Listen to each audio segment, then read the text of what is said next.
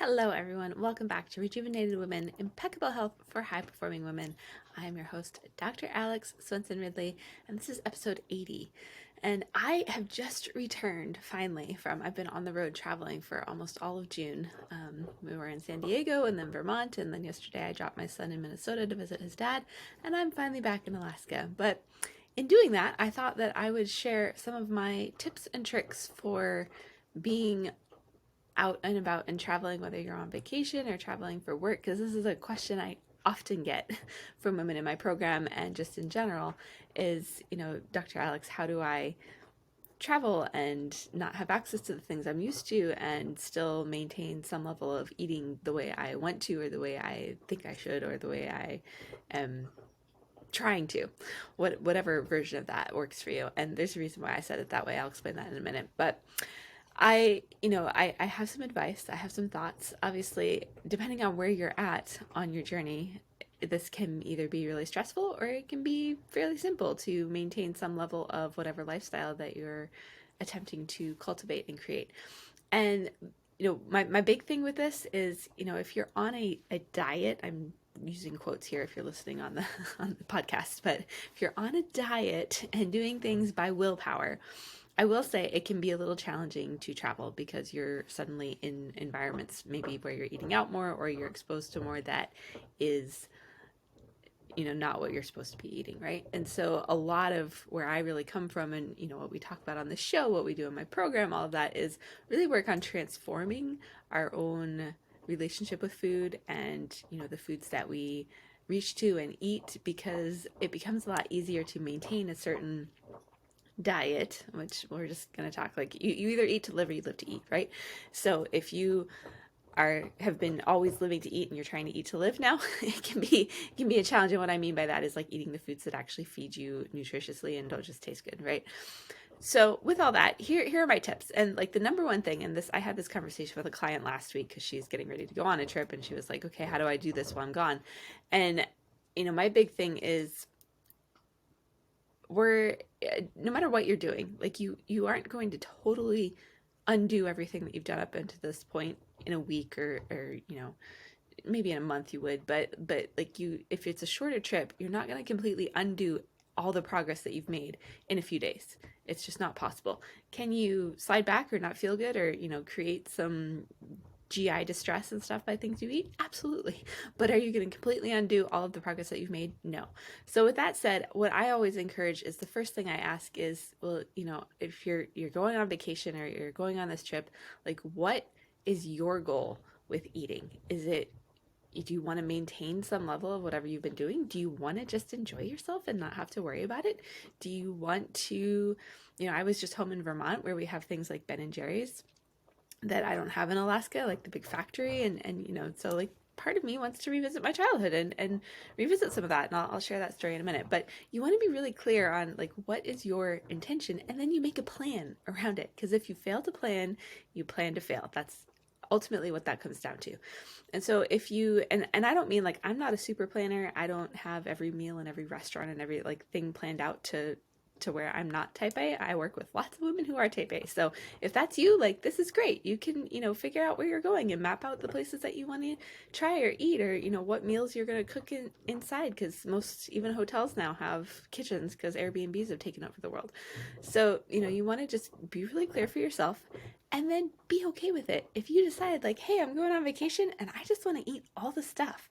Like when I went to Mexico before COVID happened, I didn't really have a plan, but it was like, it was an all-inclusive resort. So I ate and I enjoyed it and I didn't feel bad about it. And like, I just decided for those few days that I was there, that's what I was going to do.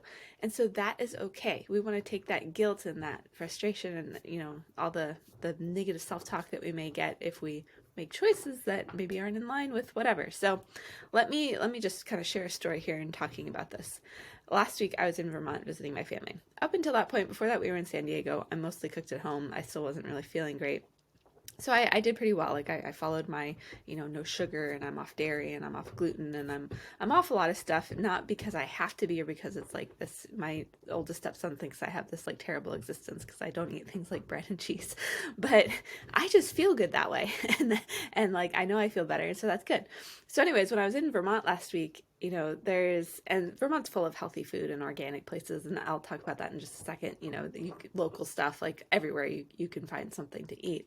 But I found myself, like, my son really wanted to go to the Ben& Jerry's factory, and so we went, and I was like, yeah, I'm probably not going to get anything. But then they had a dairy-free coffee ice cream, which coffee ice cream is my most favorite thing ever, made with sunflower butter, which I haven't ever seen or tried before, and with like espresso stuff in it. And I was like, oh, okay, I think I'm getting ice cream. So I had a dairy-free ice cream option, and I was okay with that. I got my period while I was there, and I ended up getting back on chocolate for a few days, and I was okay with that. But I decided during that week that I was going to give myself grace to, enjoy some of the things of my childhood that I probably like don't eat anytime, and I hadn't been there in 5 years. So it's been 5 years since I've eaten any of these things, right? Because I don't eat them outside of there, and just, be okay with, like, maybe my tummy's not quite as firm as it was when I left. But I know that I'm, when I came back, my plan was, and I was very clear on, like, I'm restarting, being off chocolate and being off sugar, and doing all these things. And there's certain things I just didn't want to eat, like dairy, for example.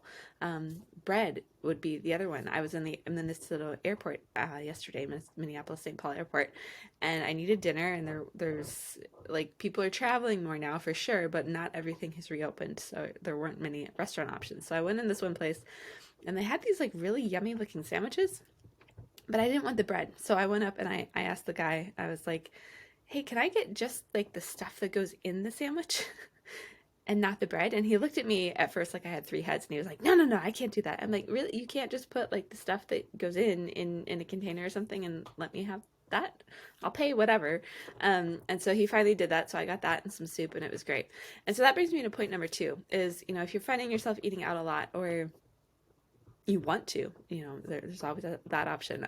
One of my mentors that I've been learning for, his name is Eric Edmides.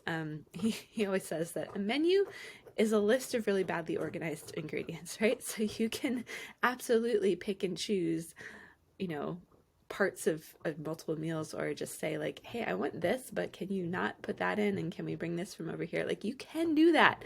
It is okay. And I think as women, we don't want to be that person, right? We don't want to be the strange person who's ordering the weird thing that's not on the menu. But we have to be, if you're choosing to stick to your guns on whatever it is you're trying to accomplish when it comes to your diet, and I hate the word diet, how you eat and feed and, provide your body with sustenance, then it's okay to be that person.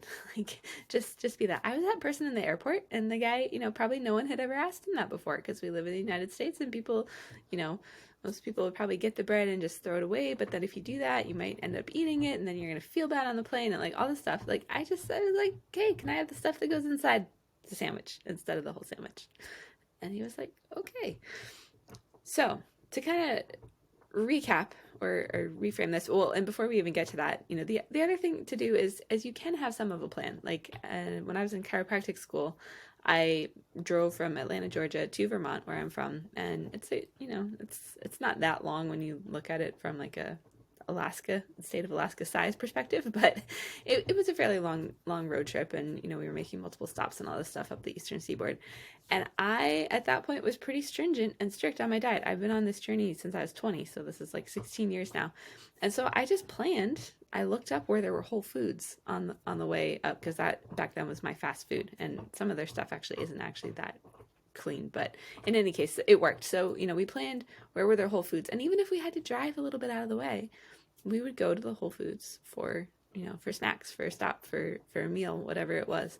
And that was how we did that road trip. And so as a result of that, I saw places that I probably wouldn't have gone to, like Alexandria, Virginia, because we had to drive, maybe 10 or 15 miles off the interstate to get into the city where the Whole Foods was. So, be willing to expand your horizons and explore a little more. I will also say, I've done a couple road trips, like almost all the way across the country, if not pretty close. And I found local, organic, like great food in the weirdest small towns in like Midwest USA, I will say, and all over the place. Places like Vermont, that's a very common thing. Places like Kentucky, not so much, but they exist. And so don't be afraid to use like the tools that we have at our disposal, right? Google Maps can like tell you what's nearby. DoorDash has become one of my favorite things because you can actually look up like what's healthy and look at the ratings, and I think you can actually search for healthy food on there. Um, you know, Getting groceries when you can is great, but there are lots of options out there when you're willing to not just eat exactly what's off the menu and look outside of, the big name chain things like Chick-fil-A and Burger King and all the crap that we tend to eat when we're out and about, right? And so the other piece of that is, you want to. I had one day when I was traveling where it was kind of an epic fail because I didn't plan well enough ahead. And so you want to make sure, if you're not functioning on much of like a plan, like where your meals are scheduled and you know when and where you're eating and all of that, you want to make sure you have some snacks or something with you so that you don't get too hungry. Because it's when you get too hungry that bad things happen. And so what happened for me was I actually ate a bite of my son's pizza, which I'm not doing gluten or dairy, and I haven't for the last couple months, and I feel great. And we had gone on this ropes course, tree arbor climbing thing that was super fun, but I hadn't taken any snacks with us, and it was like a lot longer than I was expecting, and I didn't have any plan for dinner. And so I picked up a pizza to make for him, and I was making my own food, but I was so hungry I just needed something, and I literally didn't have anything else around to snack on. So whether it's taking things like celery with a little salt on them, or some carrot sticks, or a bag of nuts, or some avocado doesn't travel well, but figuring out just the things that you can take. Maybe you make kale chips before you go, and prepping a little bit, not a lot. It doesn't have to be a ton. Like, I'm not the food planner and prep person, but doing a little bit of that will help you be more successful with either maintaining or not straying too far, or feeling good about yourself when you're traveling and getting out and eating. So to recap, now we're recapping. We have, set your intention and then make a plan. Whether it's I'm going to eat out every day and just enjoy it, awesome. That's your plan, and that's okay, and don't worry about it. Or if it's, here's the things that I really don't want, and here's how I'm going to find what I can eat, and here's the snacks and stuff I'm going to bring to prepare for that. So all of those things help you to successfully navigate the whole world of traveling if you are getting out, and like the rest of the country seems to be. And I've never seen airports so busy, even at the holidays, as I did towards the end of when we actually came back. It was insane. But, if you're partaking in that and enjoying some freedom now that some of the COVID restrictions have been lifted, those are my tips and tricks for you in just maintaining your health while you're doing that, because that's ultimately what we're all about. All right, we will see you next week.